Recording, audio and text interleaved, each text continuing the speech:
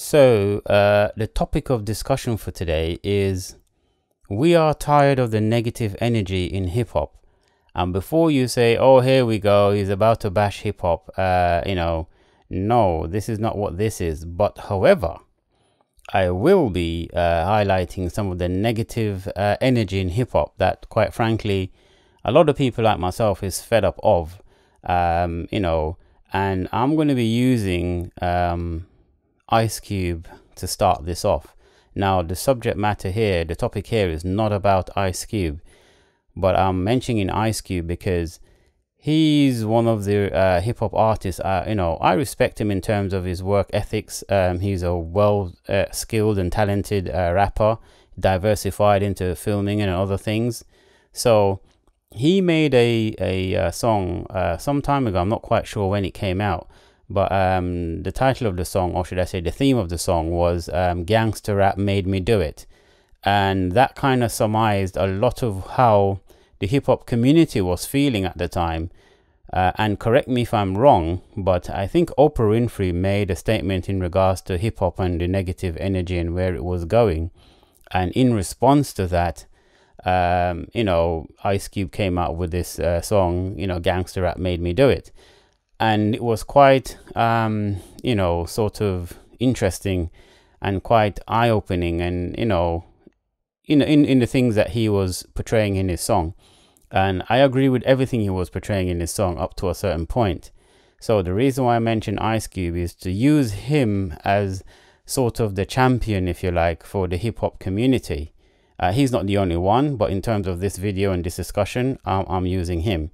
But he's not the subject of this discussion.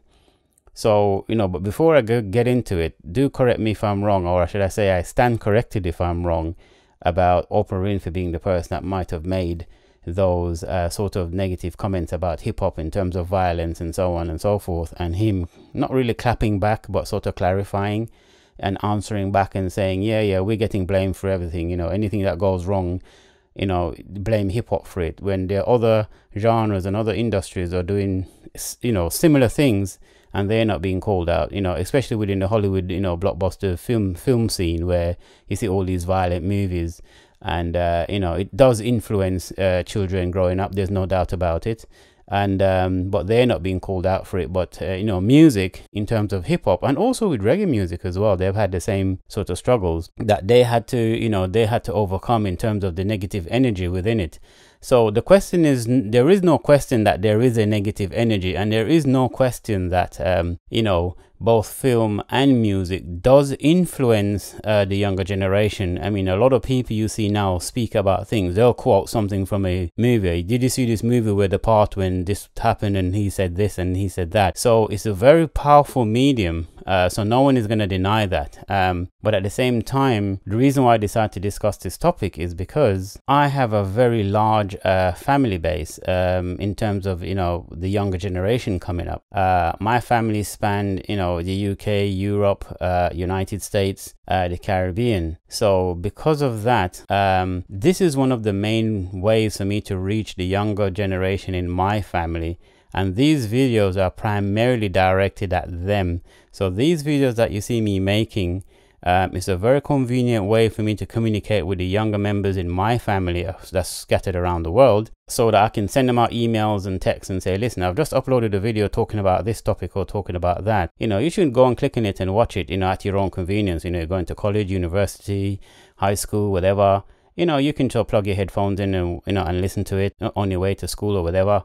So this is primarily for them, because we are heavily influenced by celebrities, and I'll be damned if I let the celebrities get inside my family's younger generation's head, and we don't have a way to counteract some of the negative energy that they're portraying. And I'll do other videos around that. But for this particular video, it's about the negative energy that is increasingly becoming worse in the hip-hop community. And just to give you some background, hip-hop was born out of informing the masses, especially those from the African community. It was a way to inform the mass It was a way to inform people about what's going on in society, the injustices, the sufferation and the struggles that we had to endure and overcome. It was a way to protest as well some of these same injustices and struggles that we're trying to overcome, and some of us have overcome or still battling with. So it was more of a political stroke current affairs medium, where the hip hop served as a litmus test stroke news medium for us to speak about and speak on the issues that we were suffering from or being victimized of. So that's where hip hop was born from, and it always carried a message. There was always a negative side of it, like any other genre, the violent side, the sexual side, and so on. But it always, at the core, carried a message of aspirations and stuff like that going forwards. But in recent times of the last, I would say the last 5-10 years, hip hop has become something of a poisoned, corrupt medium, and to the point now where I have to say something, because as I say to you, a lot of my family members are listening and being influenced by hip hop the way I was growing up and still am to this day as an adult. So we seeing more and more back then. I'll say, for instance, let's just take it back to if you do your research back into the 80s and the 90s, hip hop used to sing about gangsterism and being a thug and a gangster, and you're in and out of prison, and sexual situations with women, and sexual defamation, all that was present, but it's worse now. And I'll give you a perfect example of this. Let's take the example of someone, back then, rappers who they're not living that life now, but back then they were like selling drugs, for instance.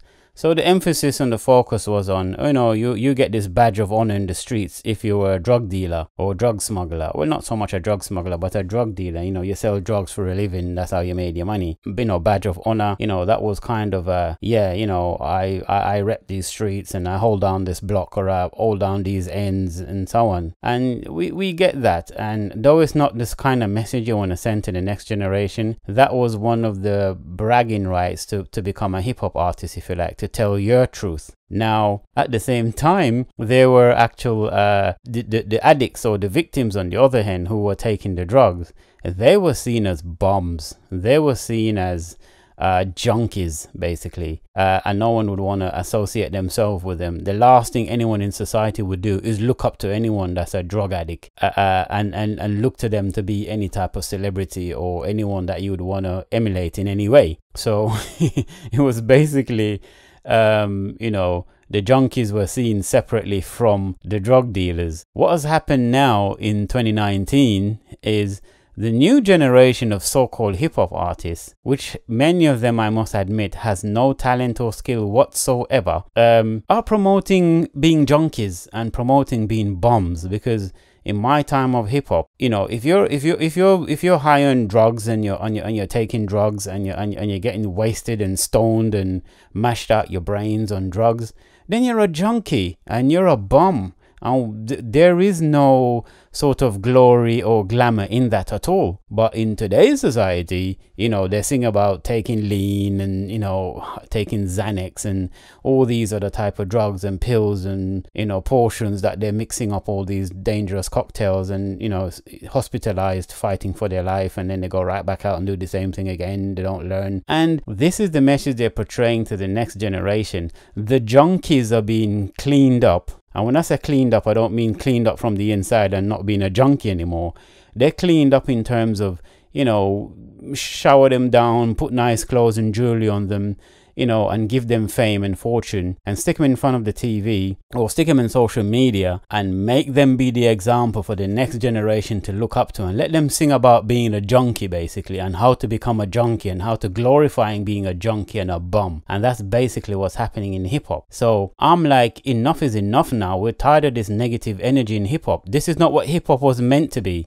Where are the Chuck D's in terms of hip hop? Where are those type of hip hop artists? Those are the type of hip hop artists we need more than ever today. And it's really sad that in particular I don't hear a lot about somebody like Chuck D. But people need to go back and check out Public Enemy and Chuck D. Those are the kind of people I like to listen to. Those are the people that encourage you, inform you, uplift you, make you have aspirations of being somebody, you know, enlighten you in many ways, and sort of give you the heads up on what's going on in society, you know, wherever that society is around the world. That's what hip hop really was meant to be. It was designed for the African American to really have a way to take themselves up out of the situation they were in, and be informed. But it's not that anymore. It's about, you know, being in your own bubble and being wasted and being drunk, you know, popping bottles and drinking as much different alcoholic beverages mixed up together, wasting your money, blowing your money on $1,000 or £1,000 bottles of champagne, you know, each time you go to the strip club, and making it rain. And that's a very negative image to portray. That's what they're portraying to the next generation of kids. You know, and it's become so bad that it's not just the drugs, it's the alcohol, as I've just mentioned. It's promoting senseless violence as well. You know, it's about shooting and killing and super violating. Okay, we know what super violating means. It means beating up somebody really badly, not necessarily killing them, but, you know, really beating them up and giving them a hiding, if you like, you know, really beating them to a pulp, you know, like stomping them out kind of thing, as some people would say. So, you know, but they're promoting that senselessly, you know. And we have situations where sexism was always there in hip hop as well, but now it's, you know, it's acceptable for women to call other women, you know, bitches and whores and you know, on all these names. And okay, I know I'm saying these terms, but you know, it's just the way that they're saying things that is glorifying more negativity on top of negativity. The sexual defamation that is going on against women, especially women of the African community, and no respect at all.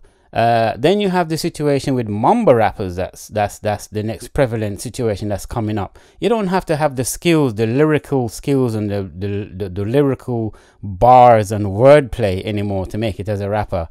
You just have a nice beat with a nice, you know, melody to it. You can mumble along anything and people don't understand what the hell you're saying or what your message is, or what you're trying to portray. But, you know, the melody sounds nice and the beat is sick, and, you know, yeah, he's got a heavy bass line, and yeah, I can bop my head to this, and I can rock to this, and I can turn up in the club with this, and I can turn up with my friends in the car and whatever with this. So, and that's good enough to make you a celebrity rapper. And I'm like, back in the day, again, you go and do your research of the 80s and the 90s, you could not be a rapper unless you had bars, unless you had wordplay, unless you were skilled, unless you write your rhymes even. So these were the prerequisites of being a successful hip-hop artist. The word artist in hip-hop is not to be taken lightly, and hip-hop artist is exactly that. Someone with the artistic talent to express themselves lyrically with bars and wordplay, with a message that goes along with it. It's those three combinations that make you a very good hip-hop artist. And if you look at all the hip-hop artists of the 80s and the 90s, they had to have all those three qualities or attributes, whatever, to be considered a good hip-hop artist. If it wasn't just about, you know, the beat and the music. A matter of fact, I would even go as far as to say a lot of the beats back then weren't all that. But what made those music, you know, go across the airwaves, if you like, and become viral is because of the bars that they were able to come up with, the wordplay, and the fact that they were writing their rhymes, and they were very good at expressing themselves, and they were very versatile and flexible with the flow. You know, with the chorus and the rhymes and the hooks and everything. It's a lot of things that's come into play. You don't need none of that now. Someone write the rhymes for them. Someone, you know, produce the beat for them. Someone even coaches them how to sing the chorus and the hook and everything else. And all they have to do is just to turn up and just be themselves as the junkie or the person that's just perpetrating, you know, negative energy. And these are the kind of people that are being put up to be examples to our kids to look up to. And I'll be damned if I sit back and see, you know, the younger generations in my family that's scattered across the world to be influenced by these celebrities, and I don't have my input. I have to combat it. It's like the good against evil. Not saying they are evil, but the message and the energy that they're putting out is evil, and I have to combat that. And this is the most convenient way for me to do it. So these videos is primarily for my family members from the younger generation to listen and you know, and draw some knowledge from. Not saying that you mustn't love hip-hop. I mean, hip-hop is influential. I make this video because I know they're into hip-hop and they're into grime and stuff like that. But when I listen to a lot of hip-hop these days and grime, it's just constant violence, negative energy. And the excuse they're making is, oh, we're singing about our environment and what's going on around us in the hood and, you know, in the ghetto, and how we're struggling, our suffering, and this is the reality, this is the life, this is the way of life for us in the streets, and this is all these, you have to move in these streets. And I'm like, well, I grew up in a similar setting and I didn't do that. I didn't, you know, it's a choice. You choose to do that because you're not strong enough and disciplined enough mentally to resist. You just cave in and follow the money and say, well, if this is what's going to make me blow up, then I'm going to spew this negative trash just to blow up. And I don't care if the next generation is going to take what the trash I'm spewing as gospel and turn them into the next insane fiends that you read about in the papers that's going in and out of jail. And people would turn to me and say, well, you know, those hip-hop artists from the 80s and the 90s, they did exactly the same thing. They're no different than us. It's our time now. And I'm like, well, hang on a second. You have a point there. But here's what you don't understand with those people. They sang and rap about their environment. Yes, just like you're doing. They spoke about all the negative stuff that they've, you know, been in and out of jail. They've been the drug dealer, they've been the murderer, you know, they've caught a few bodies as the terminology they use.